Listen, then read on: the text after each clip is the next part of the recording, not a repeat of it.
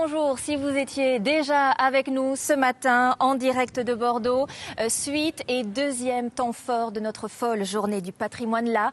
Changement de décor, nous sommes au milieu des vignes, en Côte d'Or, dans la cour du magnifique château du Clos de Vougeot, emblématique du vignoble de Bourgogne. Rien que le nom en fait rêver plus d'un et je comprends. Le site est remarquable et c'est avec vous, Arnaud Lefebvre, que nous allons le découvrir tout au long de cette émission. Et nous presserons même le raisin ensemble car la tradition viticole est vraiment née ici grâce aux moines de Cîteaux. L'abbaye est toute proche et d'autres monastères ont été créés partout en France. Nous le verrons pendant cette émission.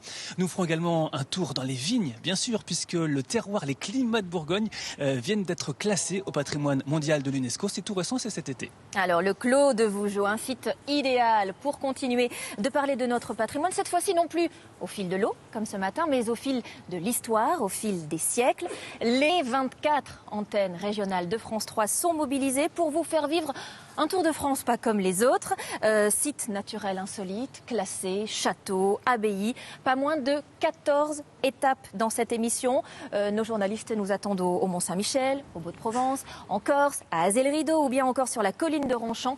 Notre ambition, vous offrir les plus belles images et vous donner envie de voyager, de profiter de ces journées du patrimoine, puisque vous le savez, eh bien, aujourd'hui et demain, des sites qui sont habituellement fermés au public ouvrent exceptionnellement leurs portes. Avec nous, un amoureux d'histoire, avec ou sans majuscule, au singulier ou au pluriel. Franck Ferrand, bonjour. Bonjour Marie-Sophie, bonjour à tous. Merci d'avoir accepté d'être notre invité fil rouge aujourd'hui. Alors, on vous écoute sur Europe 1, on va vous retrouver aussi sur France 3 avec votre nouvelle émission, L'heure H. Exactement.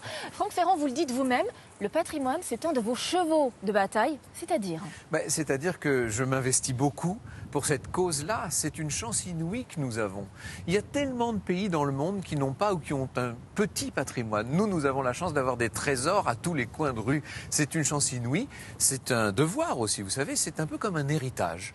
On a hérité des siècles passés tous ces trésors, toutes ces merveilles. Alors il faut savoir les entretenir, les sauver parfois, parce qu'il y a des morceaux entiers du patrimoine qui se portent mal, il faut le dire.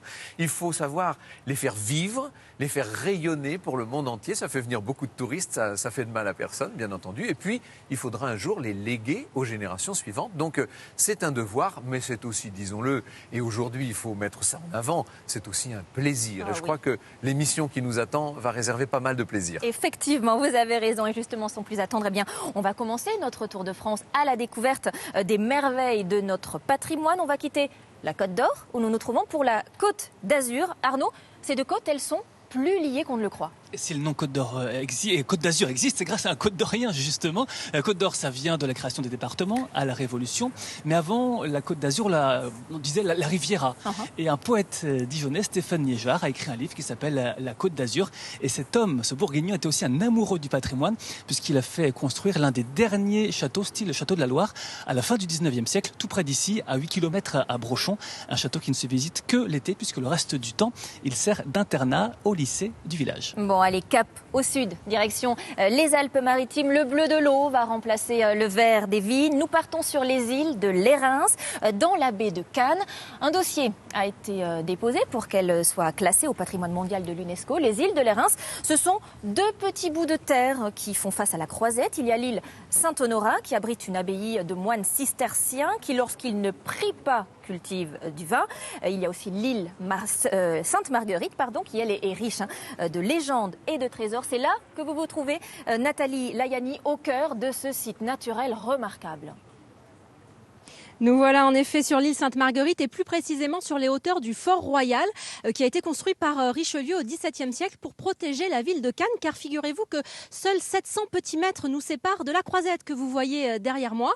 700 mètres, quelques minutes de traversée qui suffisent à échapper à l'effervescence cannoise et à s'offrir un petit goût d'ailleurs. Et c'est évidemment ici que la visite démarre aujourd'hui, car c'est là qu'a été incarcéré le détenu le plus célèbre de France et pourtant le plus anonyme, l'homme au masque de fer. Il a séjourné dans une cellule ici que vous pouvez visiter jusqu'à demain. D'ailleurs, depuis ce matin, des dizaines de visiteurs ont débarqué sur l'île, comme Théo Salomon.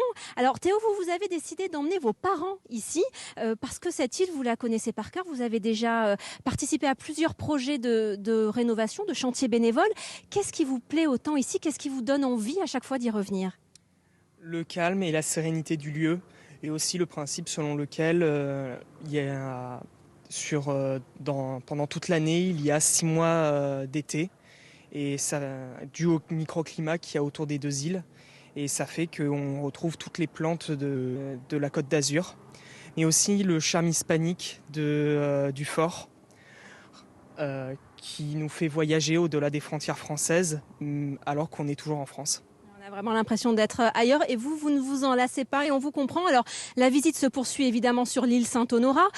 Pour plaisanter, à Cannes en été, on raconte qu'on peut relier les 2 îles à pied, simplement en sautant d'un bateau sur l'autre. C'est vous dire évidemment la fréquentation touristique de ce lieu.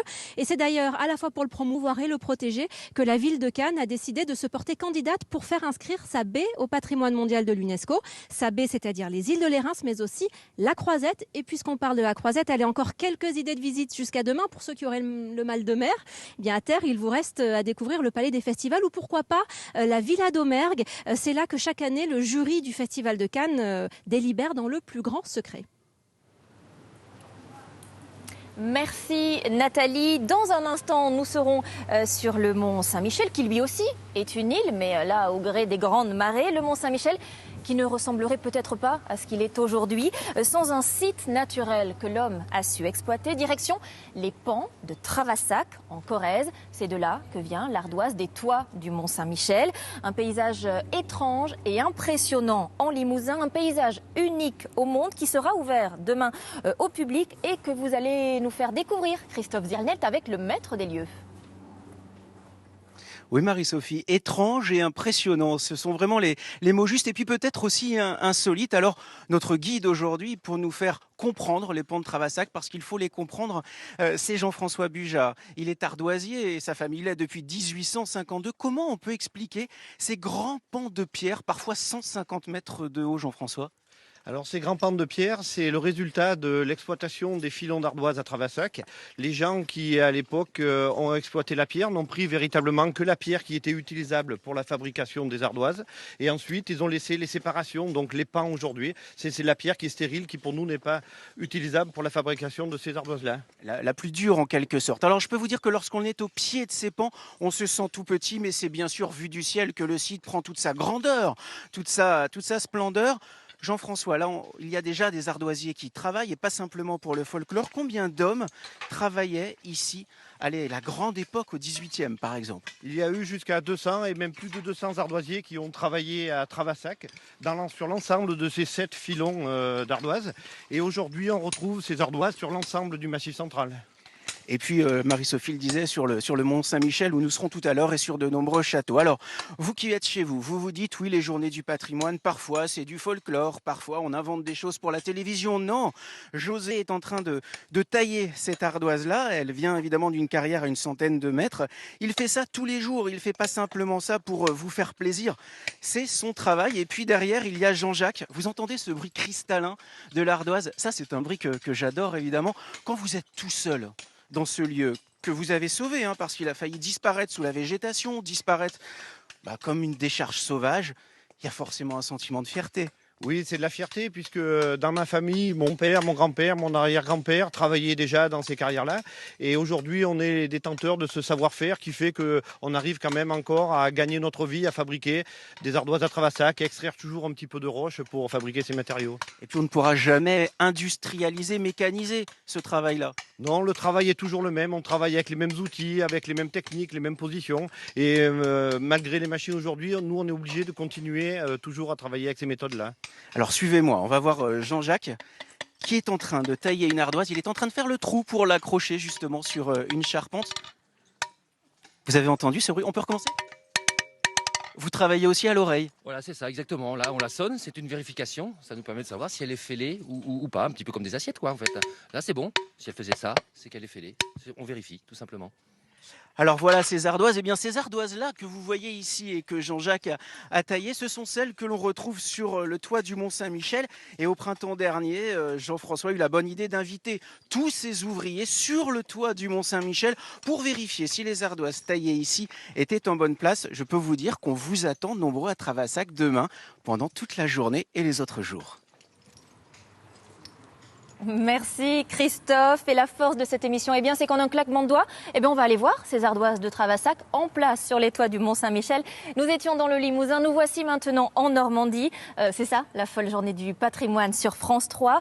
Le Mont-Saint-Michel qui est connu dans le monde entier, bien sûr, inscrit au patrimoine mondial de l'UNESCO depuis 1979. Ce week-end, c'est encore une marée humaine qui déferle sur le mont, n'est-ce pas, Jean-Baptiste Patier ?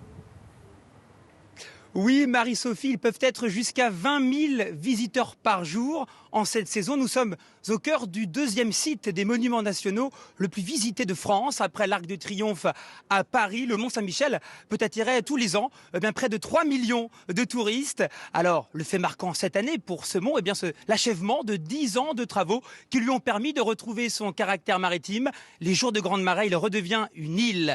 Et quand la mer se retire, comme derrière moi, elle dévoile une baie qui offre un panorama naturel exceptionnel. Alors un panorama qui fait rêver le monde entier, mais aussi bien sûr les inconditionnels. Et j'ai un invité à mes côtés, il est juste ici, les photographes. C'est Vincent M. Bonjour. Ça fait plus de 15 ans maintenant que vous photographiez le mont. Tout temps, toute saison, il vous inspire. Qu'est-ce qui vous plaît dans ce mont? Qu'est-ce qui vous fait rêver? Bonjour. Ce qui est vraiment chouette, c'est qu'il attire le monde entier. Dans une même journée, ici, on peut rencontrer un Australien, des Canadiens, des Américains, enfin des gens de partout sur la planète. Ça, c'est vraiment agréable. Et puis après, ce sont les lumières, les ciels normands qui mettent le mont à l'honneur toujours. C'est extraordinaire. La semaine dernière, je chassais les arcs-en-ciel et j'ai eu 3 arcs-en-ciel dans le même après-midi. Donc c'était tout simplement extraordinaire en fait, quoi. J'adore le mont pour vraiment sa spécificité et le fait qu'il puisse attirer plein de gens de partout. En fait. Merci beaucoup Vincent, on vous laisse bien sûr avec votre appareil photo, il ne vous quitte jamais. Moi j'en connais un qui est très bien placé pour admirer le mont Saint-Michel et l'abbé. C'est l'archange Saint-Michel, le symbole de l'abbaye, le patron des Normands. Il est tout en haut de l'abbaye, c'est une statue en or. Figurez-vous qu'il a déjà volé l'archange, et oui, en 1987, mais en hélicoptère. Et oui, il est exposé au vent, aux intempéries. Il fallait le restaurer, donc il avait été élitreillé. Je vous fais une confidence, je viens de l'apprendre. Dans les prochains mois, une opération similaire va se dérouler. Nouvel envol prévu pour l'archange, mais pour l'heure, il est bien là, en cette folle journée du patrimoine. Il vous attend, Marie-Sophie. Il vous attend aussi tous, chers téléspectateurs. Rejoignez-nous, c'est ouvert, même la nuit ici. Merci Jean-Baptiste. Franck Ferrand, une première réaction à ce que l'on vient de voir, le Mont-Saint-Michel pris d'assaut par les visiteurs. La concentration touristique sur des hauts lieux de notre patrimoine, ça c'est un sacré défi à gérer. C'est une prise de possession en même temps. Vous savez, c'est vrai qu'il n'est pas en or, il est doré, l'archange des Mélériaux, mais en même temps il est en or parce qu'il attire d'une certaine manière. C'est un trésor. Il faut bien comprendre que le patrimoine, c'est la possession de ceux qui n'ont rien. Si vous n'avez rien, vous êtes SDF quelque part en France, mais le Mont-Saint-Michel, il vous appartient autant qu'à n'importe qui, qu'à n'importe quel milliardaire. Donc on a envie de se l'approprier. On est chez soi, si je puis dire, dans ces hauts lieux du patrimoine, avec un inconvénient, c'est qu'effectivement, parfois, il y a beaucoup de monde et même, il y a trop de monde. Alors ça pose 2 problèmes. D'abord, un problème de conservation. Il faut être capable d'entretenir des lieux qui accueillent des millions de visiteurs. Ça n'a pas été fait pour, évidemment. Ce Mont-Saint-Michel est un site hors du commun. Il y a cette merveille, ce souvenir, ce patrimoine hors du commun. Il y a cette histoire. Donc c'est normal que ce soit attrayant. Et en même temps, quand on se retrouve à des dizaines de milliers dans les rues, au milieu des marchands de souvenirs, c'est toujours déplaisant et c'est dangereux pour le site. Donc, là, j'ai envie de dire que le remède, c'est la curiosité. Vous êtes au Mont-Saint-Michel, vous l'avez vu, c'est bien, mais il y a autour du mont, il y a dans tous les environs des choses qui sont aussi, peut-être pas tout à fait aussi extraordinaires, mais aussi intéressantes. Ouvrez vos yeux, ouvrez vos oreilles, soyez curieux et allez voir tout le reste. Il n'y a pas que les 10 monuments les plus célèbres de France, il y en a des milliers d'autres qui vont vous réserver des émotions peut-être plus grande encore. Alors après la baie du Mont-Saint-Michel, celle de la Somme où l'on va se promener maintenant dans le parc du Marcanterre. Il y a des sites que l'on pourrait croire naturels et qui sont en fait de pure création humaine. Le parc du Marcanterre, c'est une mosaïque de dunes, de prairies, de marais, de forêts. L'histoire de ce parc contée pour nous par Denis Guérin. Vue du ciel, le domaine du Marcanterre offre un panorama unique. 900 hectares totalement préservés, où la nature, pense-t-on, règne en maître depuis toujours.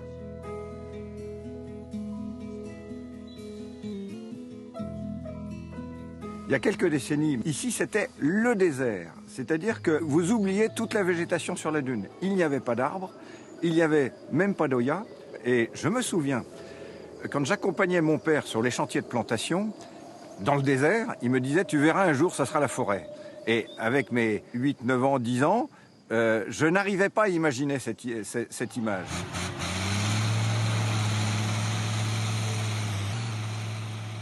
À la fin de la guerre, mon père s'est dit « Qu'est-ce que je fais de mon domaine ?» Il fallait bien en faire un outil de travail. Mon père était un entrepreneur. Et il s'est dit, je vais créer une activité agricole dans certaines plaines du domaine. Il a voulu produire des productions nobles et ça a été la production de tulipes, de jacinthes, enfin de bulbes à fleurs en général. Michel Janson, le père de notre guide, se lance alors dans un pari complètement fou. Transformer ces terres humides et sablonneuses en plaines cultivables. Il se donne 3 ans. Il en passera presque 10 à transformer la nature. Après des travaux gigantesques, il parvient à ses fins. Mais après quelques années, la culture des fleurs s'avère trop périlleuse et pas assez rentable. Puis un jour, on s'est dit, allez, on change de cap. On a creusé des mares, on a agrandi les plans d'eau, on a recréé un site naturel qui est en fait à l'origine totalement artificiel. Oubliez les fleurs. Michel Janson imagine un espace dédié aux oiseaux. Et c'est ainsi que naît le parc ornithologique. Et ce week-end, pour les journées du patrimoine, 2 sorties spéciales sont organisées dans le parc du Marcanterre sur les traces des oiseaux. Allez, retour ici au clos de Vougeot en Bourgogne. Nous sommes sur la route des grands crus classés de Bourgogne. Les vendanges se terminent ces jours-ci. Arnaud, là où vous vous trouvez, il y a du raisin autour de vous. Oui, et nous allons le presser, pas n'importe comment, à l'ancienne, avec le matériel d'époque. Faisons les choses dans l'ordre. D'abord, il faut du raisin. Nous l'avons placé dans ce pressoir tout à l'heure. Et maintenant, nous allons pouvoir assister à la presser. Et regardez, vous allez voir comme c'est sportif. Est-ce qu'on peut faire une petite pause? Allez, Fabrice, il faut vraiment être 4 pour presser, pour pousser? Au moins 4 personnes, oui, au moins. Pourquoi? Le poids de l'aiguille est très très lourde. Allez, on y va, on continue et nous on va aller voir ce que ça donne là-bas si le raisin coule vraiment. Nicolas Lureau, ce matériel redémarre sans aucun souci, c'est seulement pour les journées du patrimoine, mais il redémarre sans aucun problème. Tout à fait, c'est une machine relativement simple finalement qui a été construite à la fin du XVe siècle. Et donc, elle remplit parfaitement son office encore aujourd'hui. Et ça fonctionne. Et là, on voit couler, donc ça y est, ce qu'on appelle le bourru pour l'instant. Tout à fait. Qui va devenir ensuite un vin que nous consommerons avec modération. Et pour l'instant, le bourru coule. Tout ça dans ces terroirs de Bourgogne. Voilà, le raisin coule. Le vin ensuite, et tout cela grâce à un terroir exceptionnel. C'est Climat de Bourgogne, classé au patrimoine de l'UNESCO. Et pour en parler, je vous propose d'aller dans les vignes. C'est le meilleur endroit, Marie-Sophie. Avec grand plaisir, Arnaud, on vous y retrouvera tout à l'heure. D'ici là, on a encore plein d'autres merveilles, évidemment, à vous montrer. Tout de suite, direction la Camargue, tout près des plages de Méditerranée. Paysage de grands espaces au cœur des vastes marécages, des vignes, des salines. Voici les tours et les remparts d'Aigues-Mortes, cette ancienne cité fortifiée très prisée par les curieux. Florent Hertmann, vous êtes sur place. On dit que venir à Aigues-Mortes, c'est entrer dans l'histoire. Et oui, Marie-Sophie, bonjour et bienvenue dans un des joyaux du Languedoc-Roussillon. Une région dont le patrimoine offre un véritable livre d'histoire. Le pont du Gard, la cité de Carcassonne, les arènes de Nîmes. Ici, à Aigues-Mortes, nous sommes au cœur d'un témoignage exceptionnel de l'architecture militaire médiévale. Près d'1 kilomètre, plus d'1,5 kilomètre de remparts, flanqués de 20 tours, spectaculaires par leur hauteur et leur état de conservation. Alors, une ville fortifiée qui est née de la volonté d'un roi au XIIIe siècle. Saint Louis fait construire cette ville portuaire parce que, à l'époque, le royaume de France n'a pas d'accès direct à la mer Méditerranée. D'Aigues-Mortes, il va s'embarquer 2 fois pour les croisades, pour la 7e et la 8e croisade en 1270, dont il ne reviendra pas. Le clou de la visite, ici à Aigues-Mortes, c'est la tour de Constance, un donjon où furent emprisonnés des Templiers, puis après des femmes, des protestantes au XVIIIe siècle. Alors quand on monte sur les remparts, on peut découvrir un point de vue unique sur les étangs qui entourent la cité fortifiée. À Aigues-Mortes, l'exploitation du sel remonte à l'Antiquité et les salines offrent un panorama magnifique avec leurs dunes d'or blanc et une palette remarquable de couleurs, en particulier au moment de la récolte à la main de la fleur de sel. Un site fortifié, entouré d'un espace naturel préservé, où l'on peut admirer ses plus majestueux habitants, les flamants roses, qui nichent dans les étangs. Alors, il y a autour de moi 2 familles. Lionel, venez, rapprochez-vous. Vous avez convaincu tout le monde pour venir participer à ces Journées du patrimoine aujourd'hui. Oui, bonjour. Alors, la visite, c'était Aigues-Mortes. Aigues-Mortes aujourd'hui, oui. Vous connaissiez Oui, nous sommes originaires de la région et nous avons profité de cette journée du patrimoine pour découvrir les monuments que nous ne connaissions pas en fait. Avec une petite émotion particulière au moment d'entrer et de découvrir la Tour de Constance. Racontez-moi. Oui, la Tour de Constance parce que je suis protestant en fait et ma grand-mère était venue ici plusieurs fois et c'est avec une vraie émotion que j'ai pu découvrir cette tour avec les lettres gravées par Marie Durand, Résister. Résister. Oui. Qui ont été écrits donc par Marie Durand au XVIIIe siècle. Merci Lionel et bonne visite qui se poursuit maintenant au Salin. Je vous souhaite une folle journée. Elle se poursuit à Aigues-Mortes pendant tout le week-end avec le soleil, j'espère qu'il va revenir. Merci Florent. Franck Ferrand, on peut le dire, en France, on est très gâtés. On a un patrimoine naturel incroyable, un patrimoine culturel aussi. Et de plus en plus, nature et culture sont liés. Oui, les deux sont très importants. Vous voyez, quand vous êtes à Aigues-Mortes, si vous ne connaissez pas l'histoire, vous ne savez pas que la mer était là autrefois. Vous ne comprenez pas pourquoi Saint-Louis a eu besoin de faire ce port à une époque où, effectivement, le royaume de France ne possédait pas de débouchés ou de très petits débouchés sur la Méditerranée. Et puis, si vous ne connaissez pas l'histoire, vous oubliez que Charles Quint et François Ier se sont rencontrés là, etc. Donc, vous passez à côté d'une partie de votre visite. Mais il n'y a pas que l'histoire, il n'y a pas que la culture, il y a la nature aussi. Et je crois que plus le temps passe, et plus on accorde une importance déterminante à la beauté des sites et de la nature. Vous savez, les villes s'étendent, elles s'étendent même beaucoup en ce moment. Il y a des espèces de lotissements plus ou moins jolis qui sont en train d'enlaidir beaucoup d'entrées de villages, etc. Il faut faire très attention à ça. La culture gagne sur la nature, alors bientôt il va falloir la protéger peut-être encore plus, cette nature. Moi je suis très attentif à ça. Vous savez quelle est, Marie-Sophie, la plus ancienne association de France ? Ça s'appelle la SPEF. C'est la toute première. Elle a été créée en 1901, au moment où la loi arrive. La SPEF, ça veut dire Société de protection des paysages de la France. Eh bien, cette société a fait un travail énorme pour protéger nos paysages, justement, et malheureusement, elle a fort à faire. Effectivement, allez, on va poursuivre cette émission. On va ouvrir un nouveau chapitre, un peu plus axé sur la vie de château, sur le patrimoine bâti, souvent monumental, au cœur d'espaces naturels exceptionnels. Évidemment, qui dit château, pense immédiatement à ceux de la Loire, direction Azé, le Rideau, où nous allons découvrir ensemble le chantier de rénovation le plus important d'Europe, mené sur un bâtiment classé monument historique. Le chantier du siècle, disent certains. Marine de Mazure, pendant les travaux, les visites se poursuivent. Oui, et ce chantier est même un argument de visite, l'occasion pour le public de découvrir les coulisses d'une restauration hors norme, 30 mètres d'échafaudage, 75 tonnes d'ardoise, 150 mètres cubes de pierre. Christelle Laurent, vous êtes l'administratrice de ce château. Impensable de le fermer pendant les travaux. Alors des aménagements ont été pensés pour permettre aux visiteurs d'être aux premières loges. Ah, tout à fait. L'idée était vraiment de partager les coulisses de ce chantier du siècle à travers un espace d'introduction à la visite qui présente vraiment tous les corps de métier, tous ces savoir-faire indispensables au patrimoine et qui rendent le patrimoine si vivant. Et puis par ailleurs, on a la possibilité à travers un belvédère de voir la charpente du XVIe siècle, de l'approcher au plus près, une charpente nue qui est exceptionnelle aussi. Alors combien de personnes travaillent sur ce chantier et quel corps de métier ?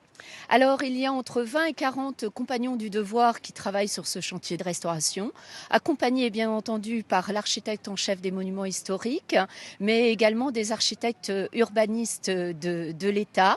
Les corps de métier qui sont représentés sont les couvreurs, les charpentiers, les tailleurs de pierre, les maçons, et on a aussi des métiers un peu plus particuliers comme un archéomètre qui travaille sur les épis de fêtage du château, qui sont des épis de fêtage du XVIe siècle, qui sont très très rares. Il en avait besoin de cette restauration, ce château d'Azé-le-Rideau ?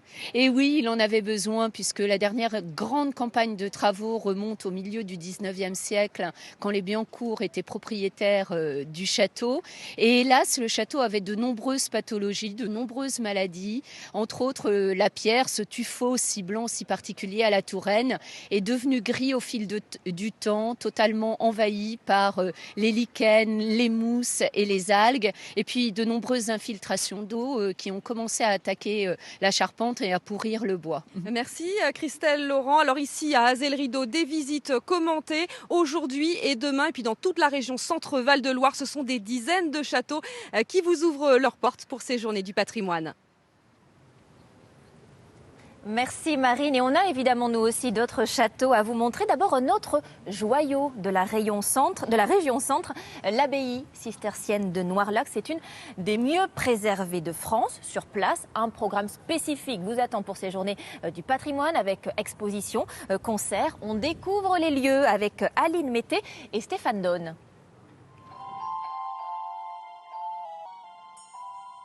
Fier, imperturbable depuis plus de 800 ans, Noirlac a su résister aux outrages du temps. Cette abbaye cistercienne du XIIe siècle a été fondée par un petit groupe de moines venus de Clairvaux. Aujourd'hui, les visiteurs ont remplacé les moines et les frères convers. Vous avez remarqué que dans le dortoir des moines, il y avait des chambres, rajoutées donc au XVIIIe siècle. Ici, on est dans une grande salle commune, parce qu'ils y dormaient environ à 200. La communauté était régie par la règle de Saint-Benoît. Une vie austère, rythmée par les travaux agricoles et la prière. Il y avait un lecteur, ça comme dans toutes les abbayes.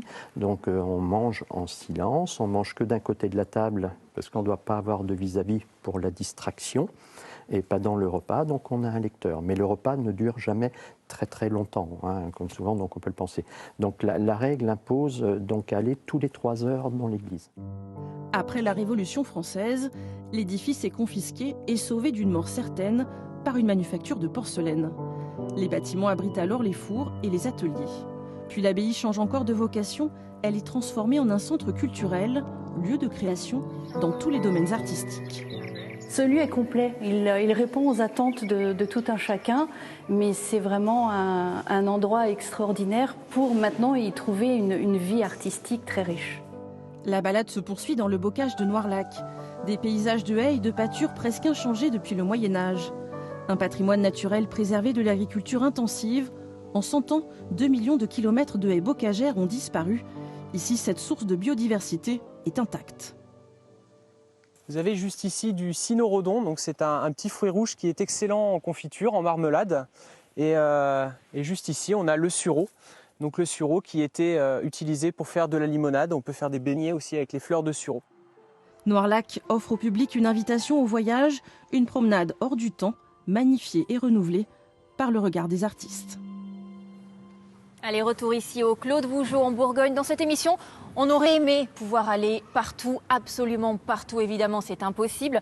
On ne peut pas être exhaustif. Alors maintenant, je vous propose de passer par la Lorraine. L'histoire du château des Lumières de Lunéville a retenu notre attention.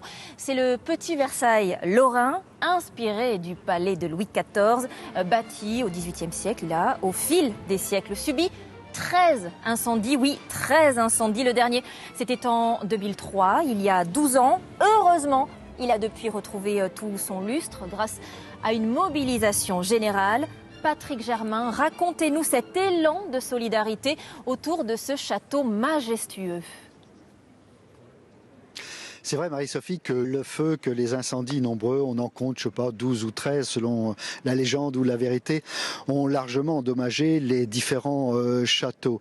Mais ce qu'il faut dire, effectivement, c'est que la dernière fois, le dernier incendie, nous sommes le 2 janvier 2003, dans la nuit du 2 ou 3 janvier, dans la chapelle, dans la charpente, eh bien, le feu a pris, détruisant en grande partie une aile du château et puis cette fameuse chapelle palatine. Heureusement, il y a eu un énorme élan de solidarité, de générosité. Tout le monde s'y est mis.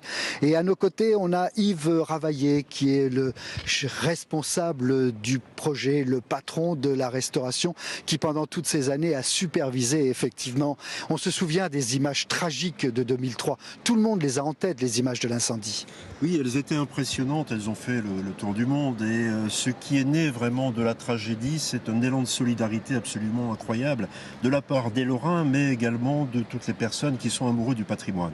Alors, ce qu'il faut dire, c'est que la restauration a pris quelques 10 années et on a commencé par restaurer cette très très belle, ce qu'on appelle la chapelle palatine. Oui, on a d'abord couvert l'ensemble du château pour refaire les toitures et les façades, et puis on s'est attaqué au chantier de la chapelle, effectivement, une chapelle palatine, donc avec une tribune tout autour, et c'est une fierté, bien sûr, maintenant d'avoir cette chapelle ouverte.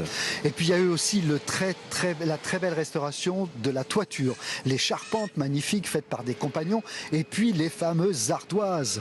Mais nous avons la chance d'avoir un château qui est très bien documenté, donc l'architecte en chef des monuments historiques, Pierre-Yves Caillot, a proposé une restitution à l'identique, et nous avons refait exactement comme elle était au XVIIIe siècle. Alors ce qu'il faut dire, Yves, c'est que les ardoises, elles, on a entendu au travers de cette émission qu'il y avait des ardoises qui venaient de France, celles-ci viennent d'Espagne. Pourquoi d'Espagne? Mais parce que il y a des matériaux dont on cherche la ressemblance d'une part, et puis il me semble me souvenir que les carrières françaises n'étaient pas en capacité à cet instant de fournir la quantité qui était souhaitée. Voilà, mais ce qu'il faut dire aussi, c'est que sur ce site du château de Lunéville, il y a aussi un conservatoire de la broderie perlée, et il y a tout un tas d'expositions, pas simplement le château. Il y a effectivement toute l'année des expositions, des événements, des spectacles, un institut d'histoire culturelle européenne, et puis un partenariat avec le Conservatoire national des arts et métiers qui a pris ses marques désormais ici au Château des Lumières. Voilà, comme quoi on peut venir ici à Lunéville, en Lorraine, pour visiter le Phénix, le château à l'image du palais de Louis XIV qui a su renaître de ses cendres. Merci Patrick. Allez, on poursuit notre folle journée du patrimoine. On se promène partout, au plus près de chez vous.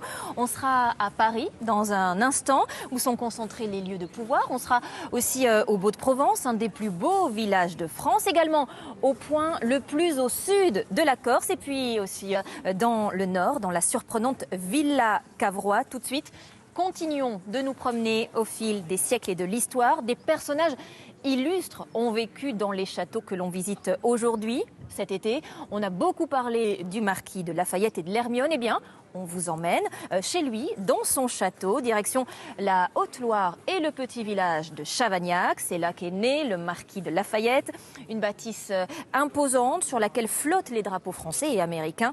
Sandrine Montero, on imagine que le voyage et l'aventure de l'Hermione que l'on a pu suivre sur France 3 suscitent cette année un engouement encore plus important sur place. Oui, bonjour. L'aventure de l'Hermione a accru l'intérêt pour le personnage et l'histoire du marquis de Lafayette. C'est ici que Gilbert Mottier de Lafayette est né en 1757. Orphelin dès l'âge de 13 ans, il hérite d'une fortune colossale, une fortune qu'il va mettre au service notamment de la lutte pour l'indépendance des colonies anglaises d'Amérique. Dès 1777, il affrète à ses frais un navire pour aller se battre aux côtés des insurgés américains commandés par George Washington. Et en 1780, lorsqu'il retourne là-bas à bord de l'Hermione, c'est pour les informer de l'envoi d'un corps expéditionnaire français. Lafayette incarne véritablement l'amitié franco-américaine. Xavier Comte, bonjour. Bonjour. Alors, vous êtes le gestionnaire du château. Au printemps dernier, la réplique de l'Hermione a traversé l'Atlantique. Est-ce que cela a eu un impact sur la fréquentation du site? Alors, un impact quasi immédiat. À partir du dimanche 19 avril, nous avons eu les premiers visiteurs qui se présentaient au château de Chavagnac, étaient tous à la fois très curieux de découvrir le marquis de Lafayette et surtout, ils nous relataient cette merveilleuse aventure qui était celle de l'Hermione. Ça a eu un impact sur la fréquentation? Voilà, c'est eu un impact direct sur la fréquentation. À la fin du mois d'août, nous avons estimé à peu près entre 10 et 12% de la fréquentation du château de Chavagnac-Lafayette. Merci Xavier Comte. Lafayette reste l'un des héros de l'indépendance américaine, mais il a aussi marqué l'histoire de France au cours de 2 autres révolutions, 1789 et 1830. Un personnage parfois controversé, à la vie en tout cas riche et mouvementée, et c'est toute cette histoire que l'on peut découvrir ici à Chavagnac. Depuis 2009, le château appartient au département de la Haute-Loire. Plus d'1 million d'euros a été investi dans la sauvegarde et la restauration du site, avec l'appui surtout de fonds publics, mais aussi avec un peu de mécénat privé. Merci Sandrine. Franck Ferrand, au-delà des images magnifiques que l'on découvre depuis le début de cette émission, il y a quand même des raisons un petit peu d'être inquiet. Est-ce que notre patrimoine historique, oui, est en danger, délaissé ? Il y a beaucoup de raisons d'être inquiet. Il y en a énormément.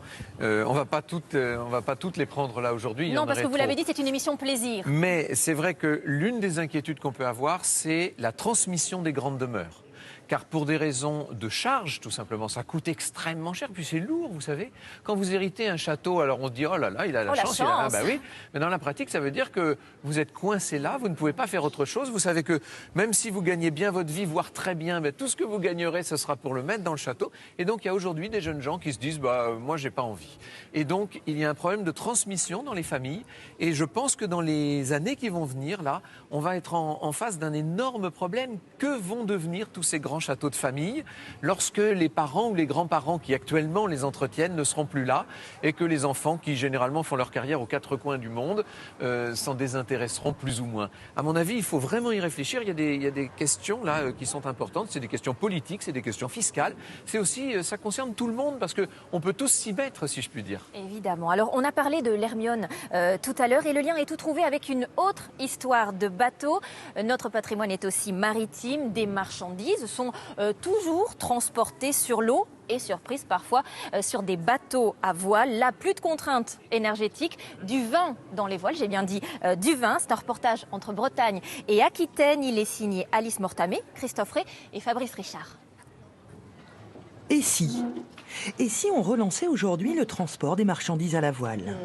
C'était une idée qui s'est concrétisée un jour dans les cales du bateau, le Notre-Dame de Rumingol, avec une cargaison de cidre breton à destination de Bordeaux et surtout l'envie de prouver au monde que l'on peut se libérer de la contrainte énergétique.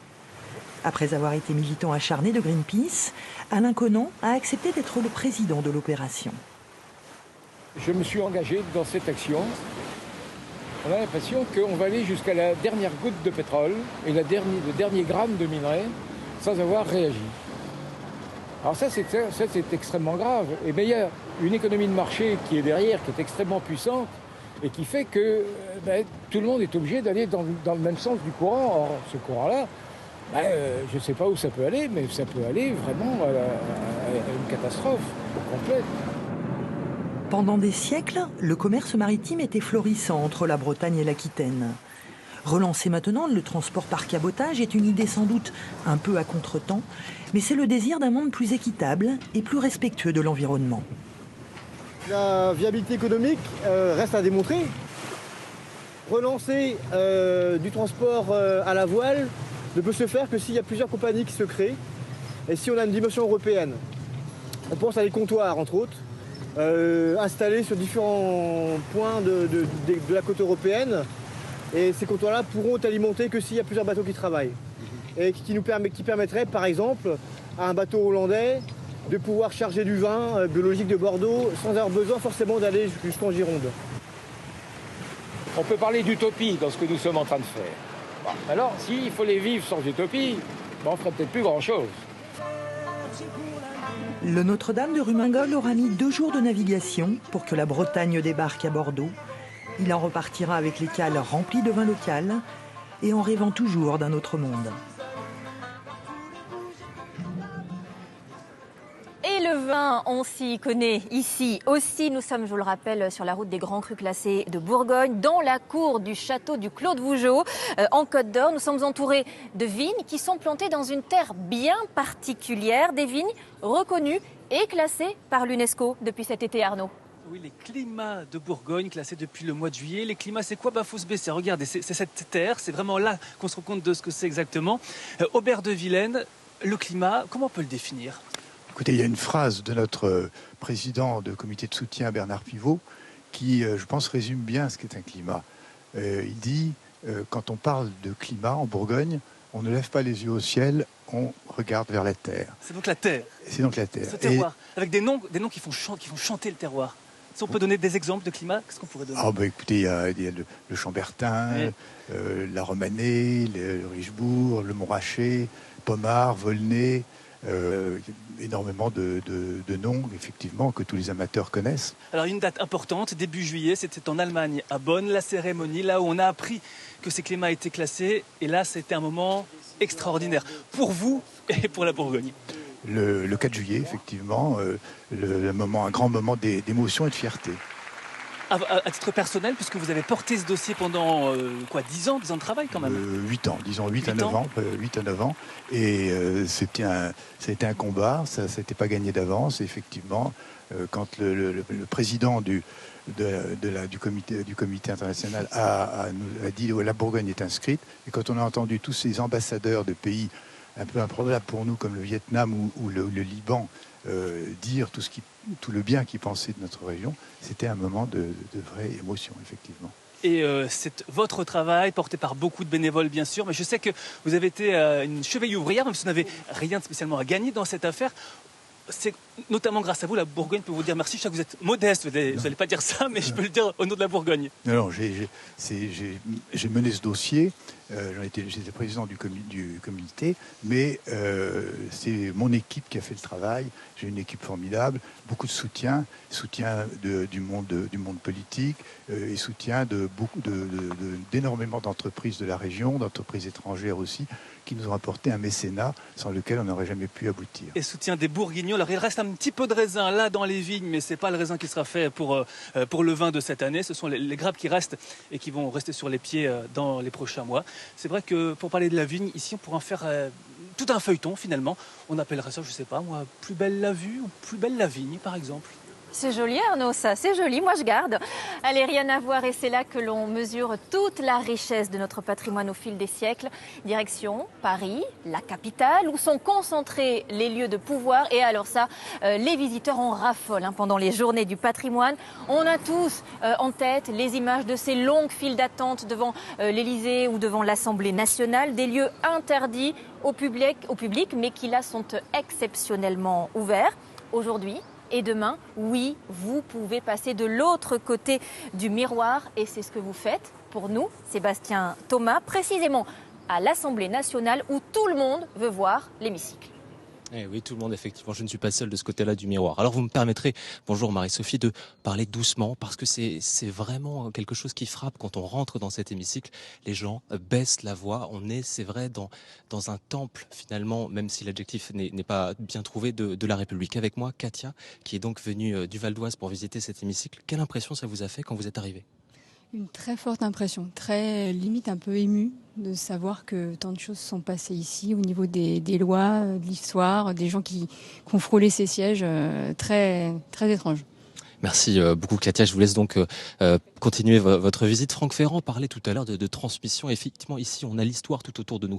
Un petit mot d'abord de ce perchoir, c'est tout ce qu'il reste du premier hémicycle de 1791-1792. C'était juste après la Révolution, le Palais Bourbon était déjà palais de la République. Et puis cet hémicycle que vous voyez ici, eh bien, il date des années 1830 environ.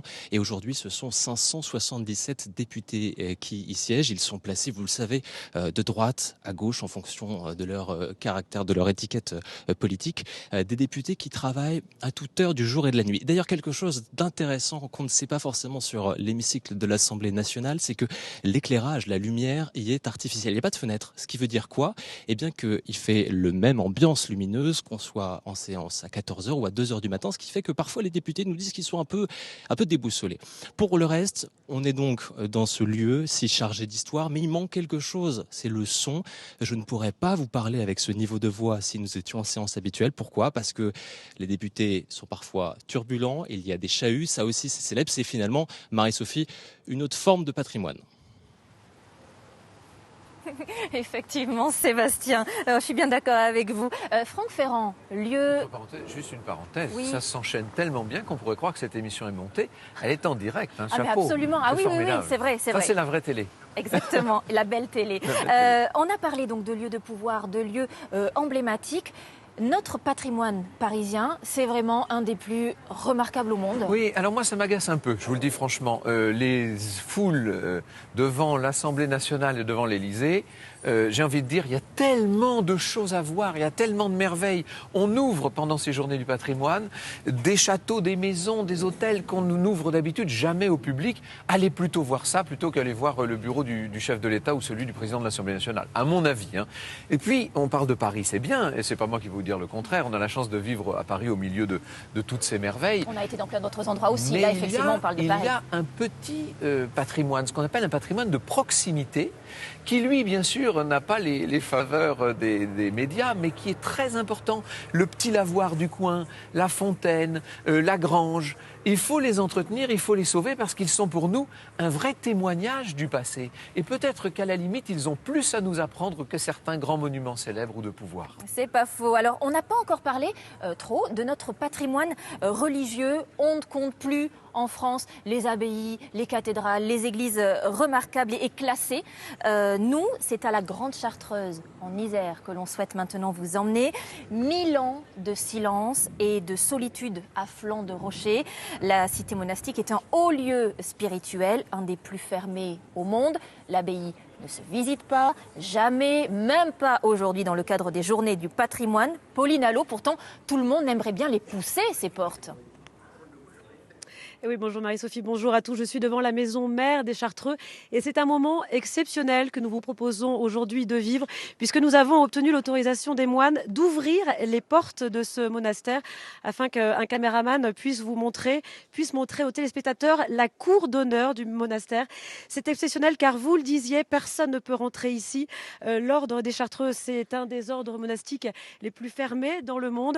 Les moines ne parlent pas, ne se parlent pas entre eux. Une vie consacrée à la prière, au silence, une vie complètement coupée du monde. Alors, le monastère ne se visite pas. En revanche, le musée de la Grande Chartreuse, lui, se visite.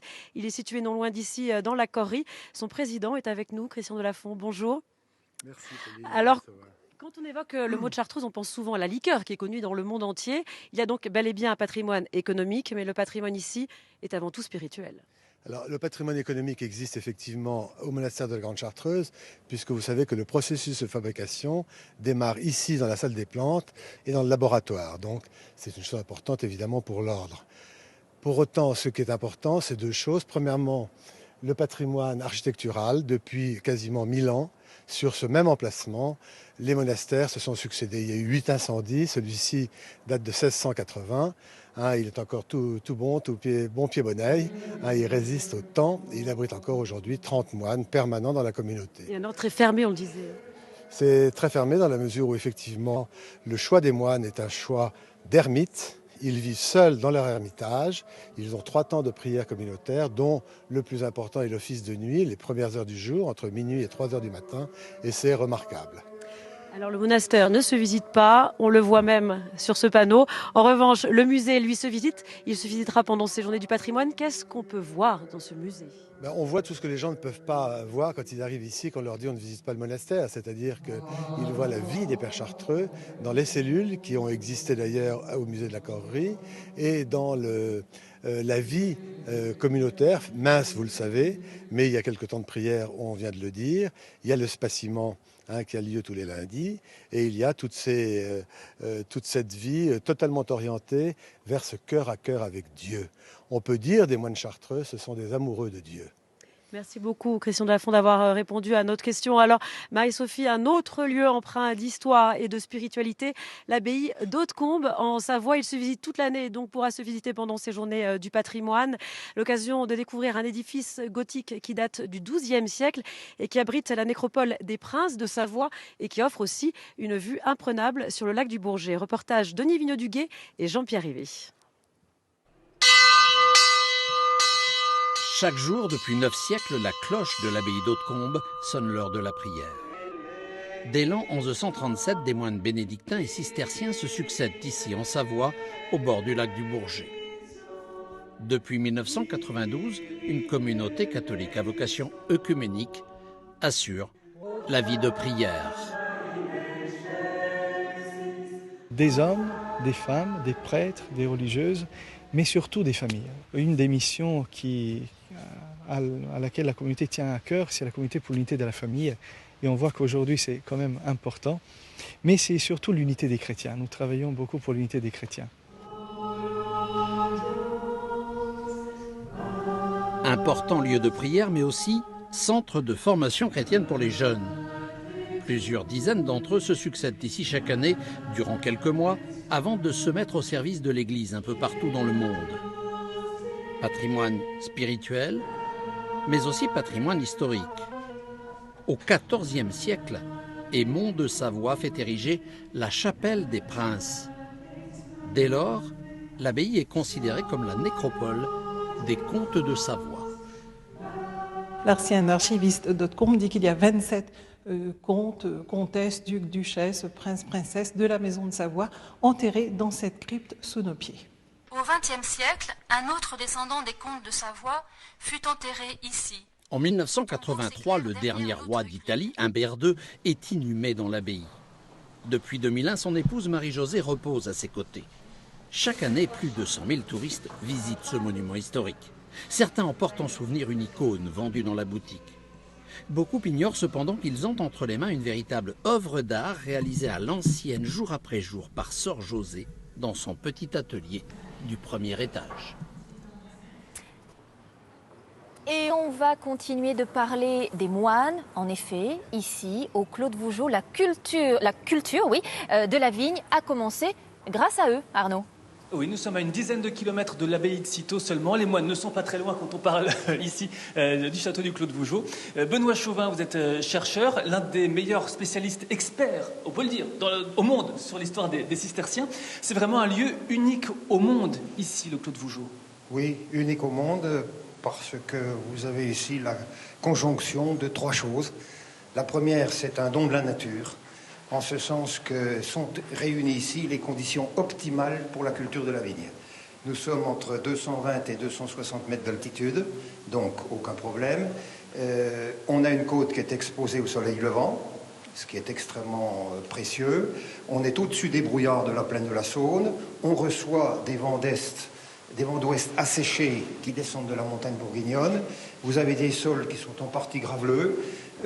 Par conséquent, vous avez là des conditions qui sont absolument magnifiques. C'est pour ça que les moines se sont installés ici ? Oui, ce ne sont pas des conditions qu'on rencontre partout, mais on les rencontre, toutes choses inégales d'ailleurs, en Alsace, en Champagne.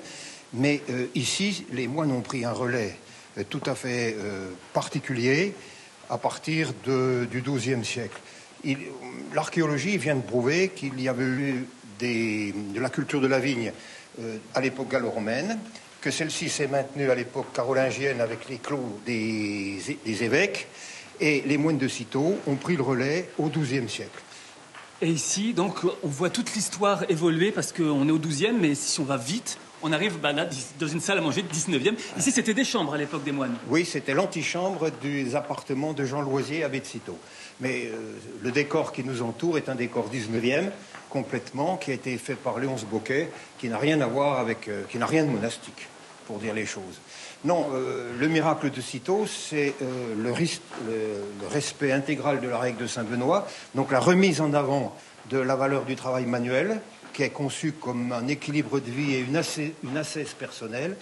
Les cisterciens ont eu le génie également d'affranchir beaucoup de paysans qui sont devenus frères convers, c'est-à-dire des religieux mais voués au travail manuel. Ça leur a donné une force de travail formidable, et c'est à partir de ce moment-là qu'ils ont commencé à planter pour leurs propres besoins, parce que les communautés sont nombreuses, parce que les abbayes jouent le rôle d'hôtel également. Et puis, progressivement, on est passé d'une viticulture autarcique à une viticulture commerciale, parce que la fin du XIIe siècle et le début du XIIIe siècle, c'est l'essor des villes, c'est les croisades, c'est l'essor des échanges, etc. Il y a plus de demandes, donc les moines ont répondu en faisant de l'offre.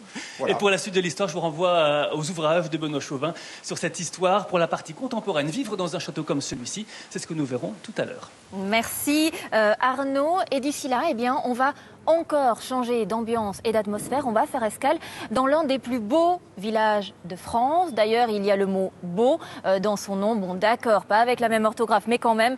Je veux parler des Baux de Provence. C'est le deuxième village le plus visité de France. Les touristes affluent du monde entier. Et on les comprend. Le lieu, en plus d'être chargé d'histoire, offre un panorama exceptionnel. N'est-ce pas, Claire Lacroix ? Oui, Marie-Sophie, et ce panorama, vous le découvrez autour de moi. On domine les Alpilles, Arles, la Camargue, on devine au loin la Sainte-Victoire, la mer même. Et les Baux, c'est aussi le charme provençal. Les petites places, les terrasses ombragées, les fontaines, 2 églises, seulement 22 habitants à l'année dans la cité. Ce week-end, malgré le Mistral, on attend 7000 visiteurs. Ce qui les intéresse en priorité, c'est le château médiéval et les carrières de lumière, un endroit unique, imaginé d'anciennes carrières longtemps exploitées et désormais transformées en lieu de spectacle, son et lumière. Elles sont aujourd'hui le 3e site le plus visité de la région après le Mucem et le Palais des Papes à Avignon. Cette dame est arrivée des Sables d'Olonne hier. Votre première impression des Baux ? Magnifique, sincèrement extraordinaire. Quel est votre programme pour ces journées du patrimoine ? Alors déjà, on va découvrir les Baux de Provence, avec toutes ces petites ruelles mystérieuses. Et en fait, c'est un endroit qui reste chaleureux, convivial et surtout très très agréable. Merci, bonne continuation. Je rejoins Anne Poniatowski, viticultrice et élue à la mairie des Baux. Bonjour Anne. Bonjour. Vous accueillez 1,5 million de touristes par an. D'où viennent-ils ? Alors effectivement, on a 1,5 million de visiteurs par an. Ils viennent pour beaucoup de France, à peu près un peu plus de la moitié. Surtout pour ces journées du patrimoine, j'imagine ? Oui, mais toute l'année. Toute l'année, on a des visiteurs, enfin essentiellement bien sûr en haute saison, mais on a des visiteurs toute l'année, sauf peut-être en janvier-février où il y a un petit peu de Mistral et c'est plus difficile. Et ils viennent également du monde entier. On a bien évidemment beaucoup d'Européens, mais on a beaucoup d'Américains, de Brésiliens, de Sud-Américains, et on a même des Australiens et des Néo-Zélandais qui viennent à des périodes justement un petit peu décalées parce que leurs vacances ne sont pas au même moment que nous et ils veulent profiter aussi de l'arrière-saison. Et par exemple, septembre-octobre sont des mois encore très très visités. On vous retrouve dans un instant. Partons tout de suite à la découverte des Baux et de ceux qui contribuent à leur renommée. C'est un reportage de François Bombard et Alexandre Lépiné. C'est une belle et très longue histoire, celle des Baux de Provence. Un village choisi par cet ancien d'Actes Sud pour y établir sa maison d'édition. Alors c'est le dernier livre que l'on a sorti sur les Baux de Provence.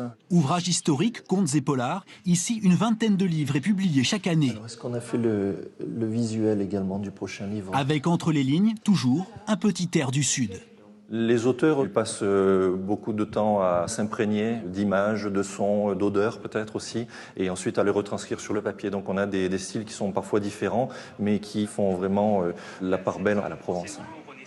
Ce goût de Provence, ils sont plus d'1 million chaque année à le respirer aussi dans les rues des Baux. Un des villages les plus visités de France. Ce village, il fait 900 mètres d'un bout à l'autre et 100 mètres de large et concentre 22 éléments architecturaux qui sont inscrits ou classés au titre des monuments historiques. Donc ça fait une concentration patrimoniale assez extraordinaire. Moins visible, les secrets se cachent aussi dans les ruelles. Dans son atelier, Fabrice Campagna crée avec 1,5 tonne d'argile 15 100 tons par an. Toutes les années, à peu près, je refais des personnages, je refais des moules. Il faut avoir beaucoup d'imagination. Une histoire familiale depuis 1943, où 4 générations inventent des personnages. Ici, il en existe une centaine. Quand vous avez quelqu'un qui vous l'achète, c'est votre création qui part chez quelqu'un, et qui va le ressortir toutes les années, qui va penser à nous, qui avons créé ce petit personnage. Depuis des siècles, les Baux continuent de perpétuer une longue tradition provençale. Attention, la ligne dernière là. Un patrimoine historique et culturel qui ne cesse de séduire. Anne, les Baux-de-Provence, c'est un patrimoine historique et culturel, ça vient d'être dit dans le reportage. C'est aussi un terroir. Votre domaine viticole est ouvert pour ces journées du patrimoine? Oui, bien sûr, comme tous les domaines de l'appellation d'origine contrôlée des Baux, il y en a une douzaine, dont 2 au pied des Baux, mais aussi un petit peu plus loin dans les Alpilles.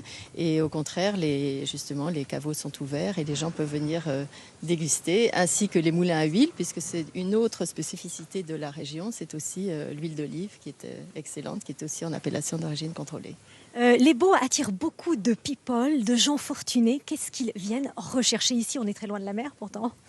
Je crois que justement, ce qu'ils viennent rechercher, c'est une sorte d'harmonie avec la nature. Beaucoup de people, je ne citerai pas leur nom, mais se sont disons, réinvestis dans l'huile d'olive pour certains. Jean Reno, je crois.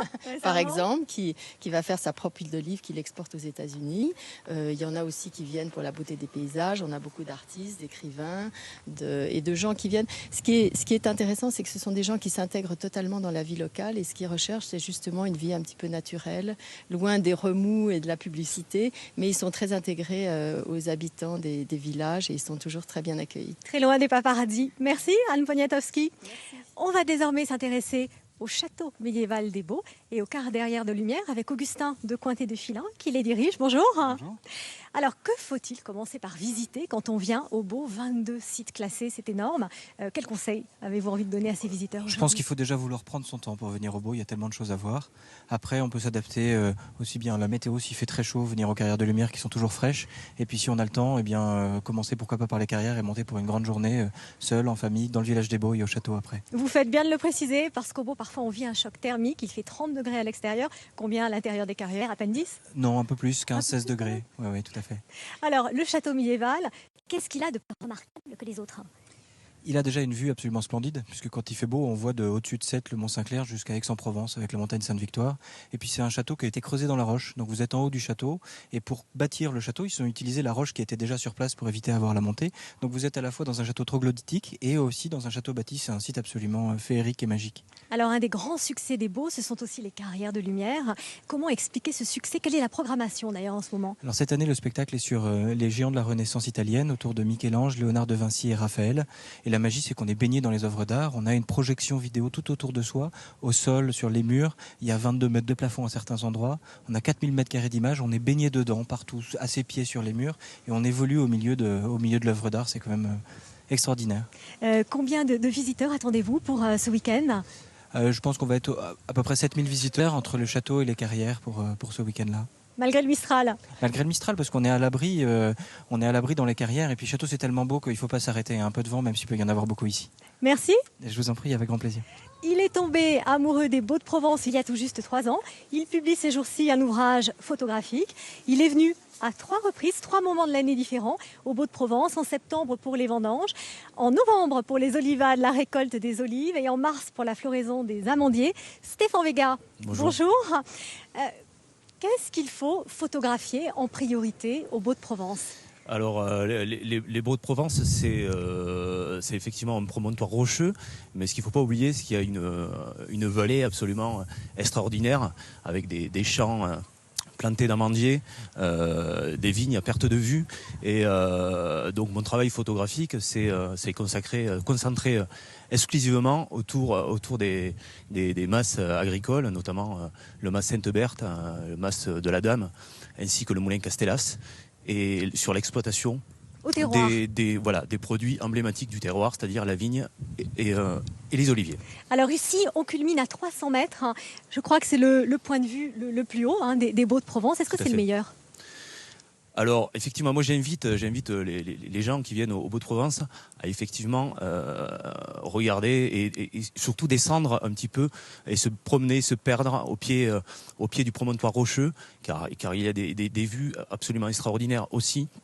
Voilà, je pense que c'est effectivement, il faut essayer de varier le point de vue et voilà, le point de vue du photographe, c'est aussi d'essayer de trouver des points de vue intéressants, et en l'occurrence c'est plutôt en descendant un petit peu. Voilà. La beauté des Baux en une image, qu'est-ce que ce serait? Alors moi j'ai surtout en tête une photo que j'ai fait. Donc c'est une photo du rocher pris au travers de fleurs d'amandier. Donc les Baux-de-Provence, c'est effectivement ça, c'est un contraste entre entre l'aridité du minéral et le végétal, et la douceur et l'aridité aussi du lieu. Merci Stéphane Vega. Dans notre région en Provence-Alpes-Côte d'Azur, ce week-end, 511 sites sont ouverts aujourd'hui et demain. Des balades urbaines, des monuments. Il y aura bien sûr encore du Mistral demain, mais bon, vous le voyez, ça n'empêche quand même pas de sortir. C'est quasiment gratuit partout, mais pas toujours. Ici, par exemple, aux Carrières de Lumière et au château médiéval, c'est un tarif réduit qui est appliqué. Voilà Marie-Sophie. J'espère qu'on vous aura donné envie de venir visiter ces magnifiques Baux-de-Provence. Ah oui, effectivement, Claire, je dois vous dire que même si on se sent très bien ici en Bourgogne, au Clos de Vougeot, eh bien on a, oui, un peu envie quand même de venir vous retrouver, peut-être demain, pourquoi pas. En attendant, nous, on a aussi d'autres idées de sortie à vous proposer encore dans le cadre de ces journées du patrimoine. On a plein de sites remarquables à vous montrer, plein d'histoires étonnantes encore à vous raconter. Dans un instant, nous serons en Corse, nous serons aussi sur la colline de Ronchamp, où deux monstres sacrés de l'architecture cohabitent. Nous serons également dans un château du XXe siècle, on peut le dire comme ça, la Villa Cavrois, une maison vraiment incroyable. En attendant, Arnaud, lui, continue de se promener sur le domaine et dans ce château du Clos de Vougeot en Bourgogne. Arnaud, vous allez maintenant nous parler d'une confrérie qui est chargée de faire vivre les lieux. La confrérie des chevaliers du Tastevin. Alors le Tastevin, c'est quoi? C'est ce petit ustensile qui permet de tester le vin, comme son nom l'indique, ou plutôt de le déguster. Franck Ferrand, vous faites partie de cette confrérie. Oui, j'ai cet honneur et d'ailleurs je suis un peu honteux parce que je suis venu sans mon tas de vin, donc c'est dommage. Vincent Barbier, vous êtes grand maître de la confrérie. Ça sert à quoi une confrérie aujourd'hui? Il y a 12 000 membres à travers le monde. Ils ont un rôle d'ambassadeur de la Bourgogne, du vin de Bourgogne précisément. Oui, absolument. Le rôle de la confrérie, c'est de faire la promotion des vins de Bourgogne. Voilà. Un peu partout dans le monde. Vous l'avez dit vous-même, nous avons des confrères dans 70 pays du monde, surtout dans les pays anglo-saxons, mais beaucoup l'Asie, de plus en plus en Asie. Avec un slogan, une devise, jamais en vin VAIN, toujours en vin VIN, avec modération, on est obligé de l'ajouter. Franck Ferrand, les confréries, ça fait partie du folklore français, c'est une tradition française. C'est folklorique ou c'est vraiment actuel? Il y en a dans tous les vignobles, bien entendu. Vous savez, elles sont plus ou moins actives, plus ou moins anciennes. Évidemment, les chevaliers du tas de vin, c'est l'aristocratie de ces confréries. Et il faut imaginer ce qu'est la fête ici, dans cette même salle, quand il y a un soir de chapitre. On appelle ça un chapitre. Et les tables sont toutes en long, tout le monde se met à chanter. En même temps, il y a une atmosphère, une fête extraordinaire. On le voit en ce moment, et c'est un château qui vit tout au long de l'année, Vincent Barbier. Absolument, tous les jours. Déjà 50 000 visiteurs. Et puis ensuite, une vingtaine de manifestations de notre confrérie, chapitre avec 570 participants. Et puis, Assemblée Générale, 2 séances de tas de vinage.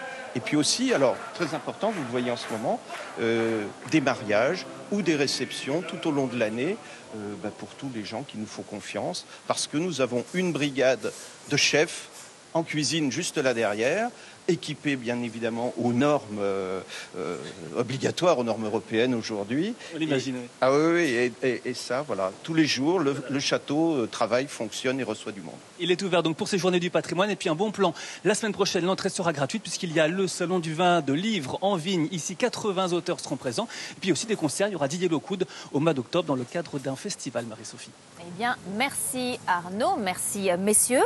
On poursuit notre balade au fil des siècles. On ouvre maintenant une page un peu plus contemporaine. Tout de suite, cap au sud, au point le plus bas de la France métropolitaine. Nous voici en Corse, au cap de Pertusato. Paysage à couper le souffle, exceptionnellement pour ces journées du patrimoine. Le sémaphore perché au sommet des incroyables falaises de Bonifacio est ouvert au public. Évidemment, Laurent Vitali, vous en avez profité, vous vous êtes précipité, vous y êtes, et vous avez une vue incomparable et imprenable sur la réserve naturelle des Bouches de Bonifacio. Incomparable, fantastique, merveilleuse, et je ne suis pas chauvin. Bonjour Marie-Sophie. Vous le voyez, ce sont des centaines de privilégiés qui, depuis ce matin, défilent par petits groupes ici dans le sémaphore. C'est la Marine nationale qui nous accueille et ils font preuve d'une très belle pédagogie. Et puis ces gens sont très curieux du comment et du pourquoi de l'existence de ce sémaphore qui a été construit au 19e siècle et complètement rénové en 2001. Vous parliez de la vue, effectivement, là on est à 12 km des côtes sardes. On peut les apercevoir d'ici. On aperçoit l'île de Caval ou les fameuses îles Lavezzi. Et bien sûr, on surplombe la réserve naturelle des Bouches de Bonifacio, un lieu magique et à découvrir bien évidemment, et un lieu riche en patrimoine et où la préservation est très importante par le biais de l'Office de l'environnement. Et on en parle tout de suite avec Madi Kanché, mais vous êtes la directrice de la réserve naturelle de Bonifacio. Une réserve qui est, c'est quoi? C'est plus de 79 000 hectares. Oui, effectivement, c'est une très grande réserve. C'est la plus grande réserve de métropole. Elle fait 8% du territoire de toutes les aires marines protégées de Méditerranée. Elle englobe tout le littoral de l'extrême sud de la Corse, à partir de la Chiappe à l'est jusqu'au Moine à l'ouest, et tous les îlots que vous connaissez sûrement, les Lavezzi, l'île Caval, absolument. Alors depuis ce matin, ce sont des centaines de visiteurs qui viennent découvrir un petit peu le sémaphore, parce qu'on n'y vient qu'une fois par an et seulement aujourd'hui pour la journée du patrimoine. C'est l'occasion pour vous, pour la réserve naturelle de Bonifacio, de communiquer et de faire connaître le pourquoi de votre existence. Oui, absolument. Donc les gardes se prêtent bien à cet exercice parce que leur métier, c'est d'abord d'informer. Ensuite, ils pourront dresser procès-verbal lorsqu'une infraction est commise. Mais là, pour l'instant, aujourd'hui, ils informent le public. L'an dernier, il y avait à peu près 400 personnes qui se sont déplacées sur les deux sémaphores. Là, cette année, c'est le sémaphore de Pertouzat qui donne sur la Sardaigne. Nos collègues sardes qui créent avec nous le parc marin international. Je crois qu'aujourd'hui au sémaphore on va battre un record parce que sur les 7 sémaphores qu'il y a tout autour de l'île, seuls 2 sont ouverts aujourd'hui dans le nord et ici dans l'extrême sud. Et effectivement ça suscite une très belle curiosité. Puis quelle vue imprenable bien évidemment. Alors c'est la protection de l'environnement, de la faune, de la flore. C'est aussi le littoral, il y a les îlots aussi. Et puis c'est un lieu riche en histoire et en archéologie.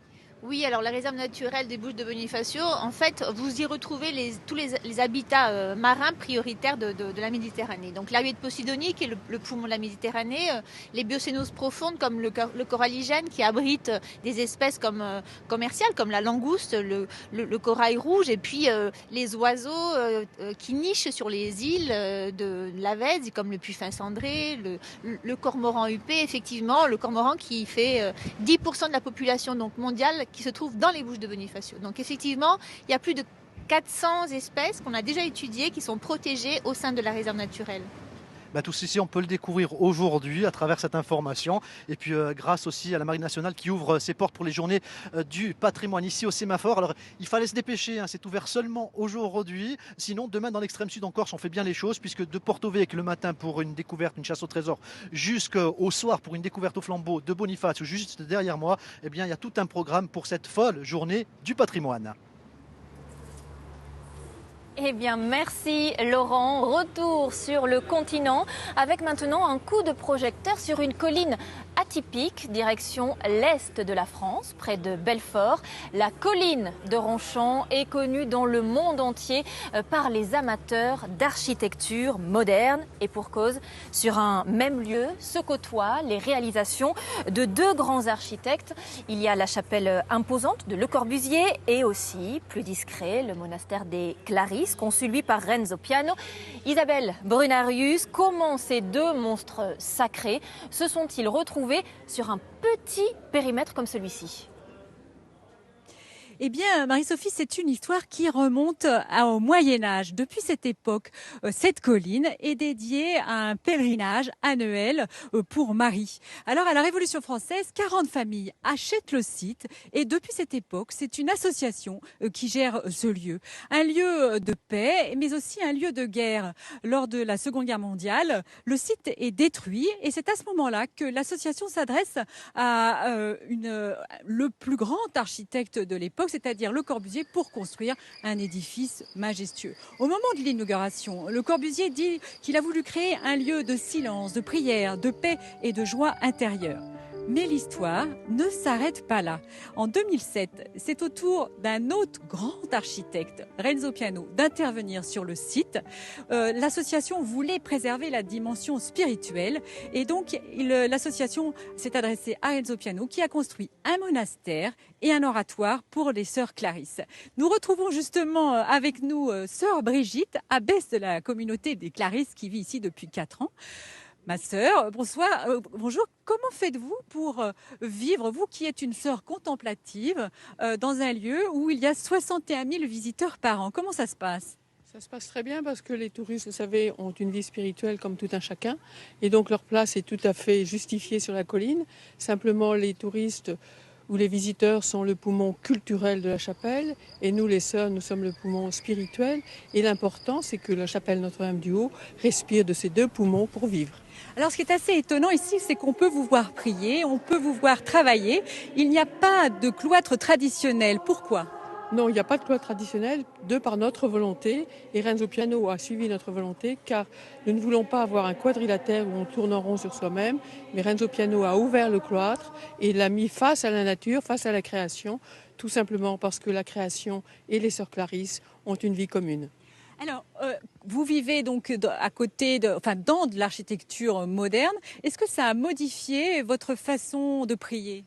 Non, si ce n'est que peut-être l'objet de notre prière a changé un peu. Quand nous sommes dans la chapelle, nous avons une prière plutôt universelle. Et quand nous sommes dans notre oratoire, nous avons plutôt une prière méditative. Je vous remercie, ma sœur. Alors ici, il faut préciser que si vous voulez venir pour passer quelques jours pour une retraite spirituelle, que vous soyez croyant ou pas, il est possible de dormir dans l'une des 9 chambres dessinées par Renzo Piano. Et puis les journées du patrimoine se poursuivent ici, bien sûr, demain, avec des visites théâtralisées. Le comédien se ressemble à s'y méprendre à Le Corbusier. Merci beaucoup Isabelle. On poursuit avec un autre exemple d'architecture moderne. Nous partons dans le nord, à Croix, pour découvrir l'atypique Villa Cavrois. Cette maison, véritable château contemporain, à l'origine, c'est une résidence privée. Elle a été pensée, conçue et construite pour une famille au début du XXe siècle. Cette villa classée depuis monument historique, on y entre grâce à vous, Simon Corlaone.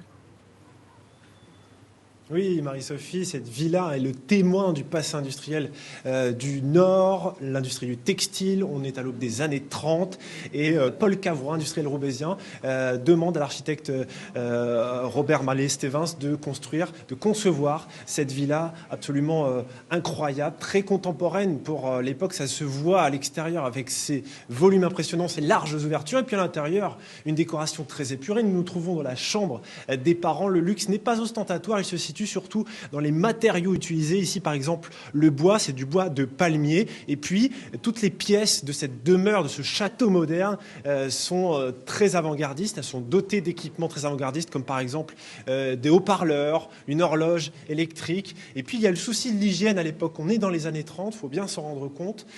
Souci de l'hygiène, une salle de bain, nous y entrons. Le marbre est très présent. L'eau courante avec 3 robinets, eau chaude, eau froide, eau tiède, il y a même une douche avec des jets massants, une baignoire, un pèse-personne intégré. Bref, pour l'époque, c'est absolument incroyable. Et je retrouve Isabelle Bonduel-Cavrois. Bonjour, vous êtes la petite fille de Paul Cavrois. Vous avez donc très bien connu ce lieu, vous y avez passé beaucoup de temps. Absolument, la maison de mon grand-père, un homme, un esthète, quelqu'un de très raffiné. Et vous avez forcément des souvenirs qui vous reviennent constamment. Une foule de souvenirs, donc je ne saurais pas par où commencer ni terminer. Vous aviez l'habitude, par exemple, de dormir dans le boudoir qui ne se situe pas très loin de la chambre des parents. Je venais de temps en temps loger dans le boudoir, à côté de la chambre de mes grands-parents. Quand on n'allait pas en classe le jeudi, je venais loger le mercredi soir. Une foule de bons souvenirs, là aussi. C'est une villa qui détonne, hein. Elle a été très critiquée à l'époque et encore Absolument. Très récemment encore. Très critiquée aussi, même je dirais, au sein de la famille. Moi j'ai toujours adoré cette maison, mais il y en a beaucoup qui ne l'appréciaient absolument pas. C'était très novateur à l'époque. Une maison tellement moderniste que les gens ne comprenaient peut-être pas le sens non plus. En tout cas, vous nous l'expliquez, vous nous la faites découvrir pendant ces journées du patrimoine. Merci beaucoup Isabelle Bonduel-Cavrois. Voilà, vous pouvez la découvrir pendant ces journées du patrimoine et toute l'année également pour découvrir justement la richesse et les particularités de cette villa incroyable. Merci beaucoup Simon. Alors Franck Ferrand, on vient de voir plusieurs exemples de construction contemporaine, moderne. Parfois, cette architecture-là, elle choque, elle surprend. Comment vous l'expliquez ? Ça fait partie intégrante du patrimoine. Vous savez, j'ai connu la Villa Cavrois il y a quelques années. Elle était dans un état déplorable. Elle avait subi notamment la mérule, qui est un peu le cancer des maisons, une chose terrible. Elle a été magnifiquement restaurée. Vous voyez à quel point aujourd'hui elle est belle. Ça fait partie de la richesse et de la variété. C'est peut-être ça qu'il faut retenir de tout ce que nous avons eu la chance de voir pendant cet après-midi. Et puis avec vous ce matin à Bordeaux, on continuera à Strasbourg. Ce soir à Strasbourg. Mais ce qui est extraordinaire, c'est la diversité. On parlait tout à l'heure de biodiversité. Il faudrait parler aussi de technodiversité avec tous ces savoir-faire multiples qu'il faut savoir entretenir. Et puis de culturodiversité. Vous savez, on vit à une époque, c'est l'époque des normes et des standards. Moi, j'aime pas les normes et j'aime pas les standards. Ce qu'il y a de merveilleux dans le patrimoine, c'est qu'on découvre l'infinie invention de l'esprit humain. On est capable d'imaginer toutes sortes de formes, toutes sortes de trésors. Eh bien, le patrimoine, c'est la diversité, c'est la variété, c'est tout ce qui est saillant et différent. Ça, c'est magnifique, il faut l'entretenir, il faut le faire vivre. Eh bien, vous faites passer de bien beaux messages, en tout cas, Franck Ferrand. Cette émission va bientôt toucher à sa fin. Je suis ravie d'avoir pu parler patrimoine et histoire avec vous. Je le dis pour nos téléspectateurs, vous revenez avec une émission, l'heure H, rapidement. À partir du mois de janvier, les deux premiers thèmes sur lesquels vous allez... On va commencer par parler de l'attentat contre Jean-Paul II en 1981 et puis la mort de Diana, la princesse de Galles, en 1997. Eh bien, merci. On vous suivra, évidemment. Vous, chez vous, je vous invite à nous retrouver ce soir à partir de 20h20. Ce sera pour le troisième et dernier temps fort de cette folle journée du patrimoine que l'on vous fait vivre depuis ce matin sur France 3. Ce sera le bouquet final, oui, rien que cela, ce sera à Strasbourg, devant la cathédrale, où vous vous trouvez déjà, Anne de Chalandard. Absolument, Marie-Sophie, c'est une très bonne idée de venir à Strasbourg pour le bouquet final. Strasbourg qui fête pendant cette année 2015 le millénaire des fondations de sa cathédrale. Et quelle cathédrale si singulière avec sa flèche unique. Alors on vous la fera visiter ce soir, on vous racontera ses petits secrets, toutes les merveilles à voir dedans et dehors. La cathédrale qui se situe dans le cœur historique de Strasbourg, l'ellipse insulaire comme on l'appelle ici, qui est classée au patrimoine mondial de l'UNESCO depuis 1988. Et c'est justement de ce patrimoine de l'UNESCO dont nous allons parler ce soir. Nous serons donc également en direct d'Épernay où les caves et maisons de champagne viennent d'être inscrites au registre de l'UNESCO. Nous irons en Bretagne où le Fesnoz a obtenu le classement au patrimoine immatériel de l'UNESCO il y a déjà 3 ans. Et puis nous goûterons également la douceur de la promenade des Anglais à Nice qui a fait acte de candidature pour obtenir le fameux label. Donc voilà, un programme très très riche encore tout à l'heure à partir de 20h20 et on vous attend, Marie-Sophie. Effectivement, à tout à l'heure, à partir de 20h20 en Alsace. Anne, Franck Ferrand, un dernier mot. Quand on a vu tous nos journalistes sur nos différents points de direct, beaucoup étaient avec des invités, des personnes qui donnent leur vie pour le patrimoine. Cette ferveur, cet amour, en fait, ça c'est une chose merveilleuse. Quand vous vous promenez dans n'importe quel coin de France, vous avez toujours quelqu'un qui connaît mieux que les autres la halle du XVIIe siècle ou la vieille chapelle du XIIIe, qui l'aime, qui l'entretient. Ce sont souvent des bénévoles, il faut le dire. Ouais. Il y a des associations qui se battent dans l'anonymat complet. C'est pas facile. Souvent, ils récupèrent vous savez, ils récupèrent tout ce qu'ils peuvent comme savoir-faire, comme matériaux, etc. Ils paient souvent de leur poche aussi, il faut le dire. Et tout ça, c'est pour que nous profitions de ce patrimoine et que nous puissions continuer à le faire vivre. Donc il faut leur rendre hommage à ces gens. On peut dire qu'ils sont à la peine pendant 364 jours par an. Aujourd'hui, c'est leur fête, alors il faut leur dire bonne fête. Eh bien, bonne fête, effectivement. Merci Franck Ferrand, merci Arnaud Lefebvre. Je suis ravie d'avoir voyagé, moi, avec vous cet après-midi. Restez sur France 3. Dans un instant, notre patrimoine gastronomique, ce sera avec Julien Drieux. Et puis nous, on se retrouve à partir de 20h20 ce soir devant la cathédrale de Strasbourg, troisième et dernier temps fort de cette folle journée.